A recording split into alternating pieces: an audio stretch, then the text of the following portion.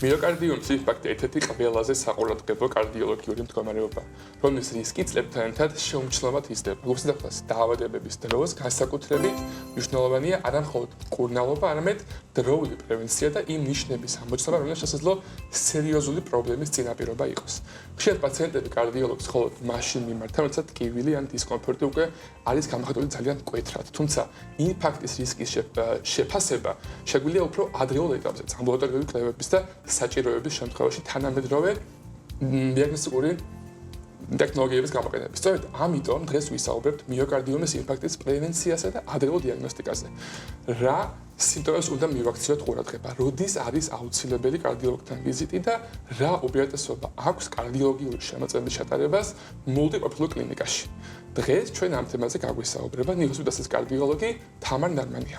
მოგესალმებით და პირველი კითხვით დავიწყებთ. რა არის მიოკარდიუმის ინფარქტი? რა ნიშნები ახასიათებს მას და რატომ არის აუცილებელი მისი ადრეული აღმოჩენა? მოგესალმებით, მივესალმები მაყურებელს, დიდი მადლობა მოწვევისთვის.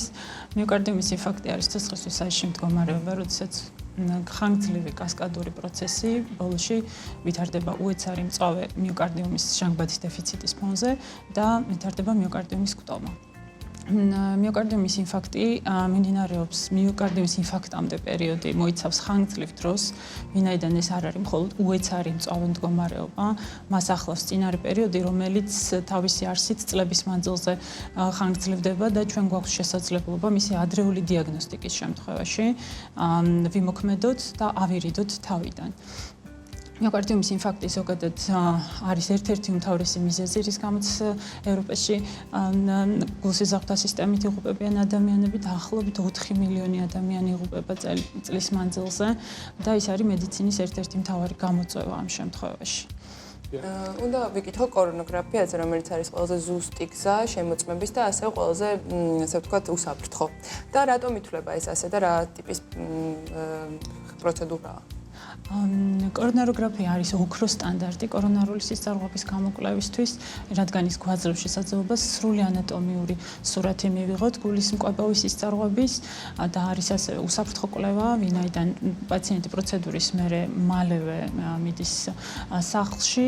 კორონაროგრაფია გვაძლევს შესაძლებლობას, რომ თუ პროცედურის მსვლელობაში ჩვენ აღმოვაჩინეთ რაიმე ისეთი კრიტიკული შევიწროება, რომელიც საჭიროებს ჩვენი მხრიდან ჩარევას, ჩატარდეს შესაბამისი ჩარევა სტენტირების სახით, ასევე არის განსაკუთრებული შემთხვევები, როდესაც სისხლები არის მკვეთრად კალცინირებული და სტანდარტული სიტუაციით, სტანდარტული მიდგომით ბალონირებით და სტენტირება შეუძლებელია. ამ შემთხვევისთვის ჩვენ გვაქვს ულტრათანამედროვე მეთოდი, ეს არის როტაციული ათერექტომია, რომელიც ამ შემთხვევაში გვაძლევს ძალიან რთული შემთხვევების ტექნიკურად ჩარევის ჩატარების შესაძლებლობას. დიახ, ვსაუბრობთ კორონოგრაფიაზე, თუმცა ეს არის უკვე კვლევა, რომელიც წარდება თუ გვაქვს მაღალი რისკები, სწორედ ამ მიოკარდიული დაავადების განვითარების, აქამდე შეგვიძლია მივმართოთ სტრეს ტესტსაც. რა ტესტი არის ეს? რა ინდიკაციები, რა დროს ვიყენებთ მას უფრო ხშირად და როგორ შეგვიძლია მისი დახმარებით ადრეულ ეტაპზე ამოვიცნოთ, თუ აქვს თუნდაც რისკი მიოკარდიული ინფარქტის? ამბულატორიულ ეტაპზე, როდესაც ჩვენ ვატარებთ პაციენტის სკრინინგს, ან ზოგადად პაციენტი მოდის კონტროლზე სხვადასხვა ჩივილით, ჩვენ ვაკეთებთ მიოკარდიუმის სტრეს ეხოკარდიოგრაფიას, ასევე ეს არის დატვირთვის ტესტი ტრედმილზე, რომელიც იძლევა საშუალებას მოსვენებულ მდგომარეობაში გამოვავლინოთ გულის შემია და ის ცვლილებები, რაც ჩვეულებრივ სტანდარტულ მშვიდ მდგომარეობაში არ ჩანს. ეს გვაძლევს საშუალებას, რომ აღმოვაჩინოთ ეს პრობლემა და შემდგომ უკვე დადებითი ტესტის შემთხვევაში გამოვიყენოთ კორონაროგრაფია, რომელიც მოგცემს უკვე ჩარევის შესაძლებლობას.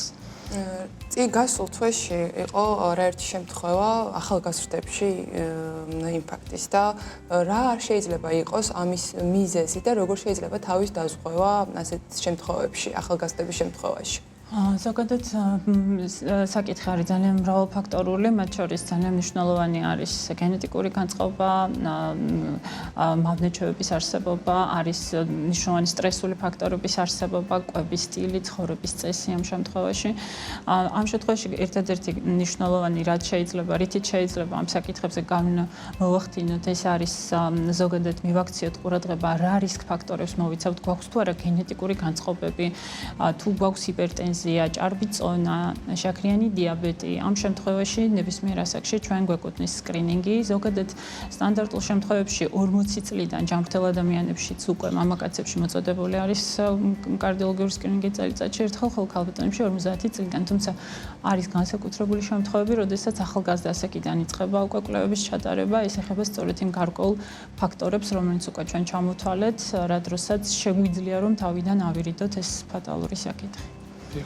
როცა ვსაუბრობთ მიოკარდიული ინფარქტის პრევენციაზე და უკვე მის მართვაზე, ძალიან მნიშვნელოვანია რომ ამ პროცესში ჩართული იყოს, რა თქმა უნდა, კარდიოლოგი, მაგრამ არა მხოლოდ კარდიოლოგი, არამედ უფრო ფართო გუნდი. რა მნიშვნელობა აქვს ამ მულტიდისციპლინარული გუნდის ჩართულობას უფრო დროულ ეტაპზე აღმოჩენაში და ამ დაავადების მართვაში? მულტიდისციპლინარული გუნდის არსებობა და ზოგადად მულტიპროფილურ კლინიკაში მსგავსი ტიპის კვლევების ჩატარება ძალიან მნიშვნელოვანია და განსაკუთრებით უსაფრთხოების საკითხს მოიცავს პაციენტისთვის, ვინაიდან თვითონ კარდიოლოგიური დაავადებები არის ძალიან მულტიფაქტორული. ჩვენ ამ შემთხვევაში საქმე გვაქვს ასევე ხშირად თანხმლებ დაავადებებთან, როდესაც პაციენტი მოგმართავს კლინიკაში, ჩვენთან გვაქვს ასე ვთქვათ კარდიოლოგიური გუნდი შექმნილი, რომელიც ზოგადად ჩართული არის მკურნალობის პროცესში საჭიროების შემთხვევაში, რომელიც მოიცავს ინტერვენციულ კარდიოლოგს, კარდიოქირურგს და მულტიპროფილურ კლინიკაში განსაკუთრებით ისეთ სიტუაციებში, როდესაც არის სასწრაფო სიტუაცია და კორონაროგრაფით ან სხვა კვლევით ჩვენ ვავლენთ მნიშვნელოვან სისხლისთვის საფრთხის შემცველ საკითხს. შეგვიძლია მკურნალობის პროცესში ჩავრთოთ ძალიან გამოცდილი კარდიოქირურგიული გუნდი, საუკეთესო რეანიმაციული გუნდი, რომელიც ნებისმიერ დროს მზად არის ნებისმიერი სირთულის ჩარევის ჩასატარებლად კლინიკაში. და ერთი ეს შეკითხვა, რომელიც ასევე მქონდა ნიშნებზე, აი მთავარი ნიშნები და სიმპტომები, რომლის დროსაც პაციენტებმა აუცილებლად უნდა მოგმართონ და რატომ არის მნიშვნელოვანი და რა როლი აქვს, ესე ვთქვათ, შეჯობია ალბათ, რომ პრევენციას ამ დაავადების მართვის დროს. ყველაზე მნიშვნელოვანი არის კლასიკური ჩივილები და არის არატიპიური ჩივილები. კლასიკური ჩივილი მოიცავს დატვირთვის დროს დისკომფორტს ან სიმძიმეს კონკრეტის არეში. შეიძლება ეს გადაეცემოდეს მხარში, ბეჯში, შეიძლება ხანდახან ეპიგასტრიმში ეგრეთ წოდებული კუჭის მიდამოში, რაც ხშირად არის ხოლმე შეცდომის საფუძველი კლინიკურ პრაქტიკაში და პაციენტებს თვლიან რომ ეს არის კუჭის პრობლემა, ასევე შეიძლება იყოს ხერხემალში რადიაციით ზურგში, არის ასევე არატიპიური ჩივილები, როდესაც ადამიანს აღენიშნება უბრალოდ დაღლილობა, უბრალოდ დატვირთვის მიმართ ტოლერანტობის დაქვეითება, აქვს უბრალოდ ჰაერის უკმარისობის შეგრძნება და არის წნევის, არტერიული წნევის ციფრების დიდი ცვალებადობა. ეს არის ის ძირითადი საბაზისო ნიშნები ზოგადად, რაც არის ხოლმე ამ შემთხვევაში გამოვლინი, რა დროსაც აუცილებლად უნდა მივმართოთ ექიმს და იქიმის მიერ უნდა მოხდეს უკვე დიფერენცირება, ეს არის უშუალოდ კონკრეტულად გუგულის პრობლემა, თუ ეს არის რაიმე სხვა დაავადებები, რომლებიც ასევე შეიძლება იყოს მიზეზი, ეს არის კუჭა-წავის სისტემა, ხერხემლის დაავადებები, ნევროლოგიური პრობლემები და ასე შემდეგ. და ბოლოს უკვე აუცილებელია ასევე შევხვდეთ პაციენტებისთვის რჩევებს, რა რჩევებს მიცემთ პაციენტებს, რომ გულის მიოკარდიული გაზიანება თავიდან პოტენციურად აპირიდოთ, ან ეს პრობლემა გადავადოთ ხანგრძლივად. პირველ რიგში, რასაც ურჩევდი ადამიანებს ამ თვალსაზრისით, ეს არის რომ გქონდეს ჯანსაღი ცხოვრების წესი, ფიზიკური აქტივობა, რომელიც კვირაში მინიმუმ 150 წუთს მაინც უნდა მოიცავდეს, კვების სტილი.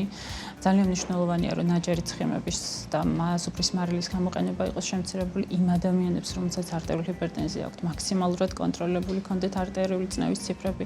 ადამიანებთან, რომელთანაც არის ლიპიდური ცვლის დარღვევები, მაქსიმალურად ქოლესტერინის ცვლა იყოს მოწესრიგებული და უარი ვთქვათ თამბაქოზე. თამბაქოს მოხმარება არის ერთ-ერთი უმნიშვნელოვანესი ფაქტორი დაავადების პროვოცირებისთვის. ძალიან დიდი მადლობა. ძალიან საინტერესო იყო თქვენი სტუმრობა და მე რჩევები მაისისტრი იყო ძალიან დატვირთული ამ პრობლემებით და დიდი იმედი გვაქვს რომ ესაც პრევენციული გზები იქნება ეფექტური. რჩევებსაც თქვენს მიერ მიწოდებულ რჩევებსაც გაითვალისწინებენ. ძალიან მადლობა.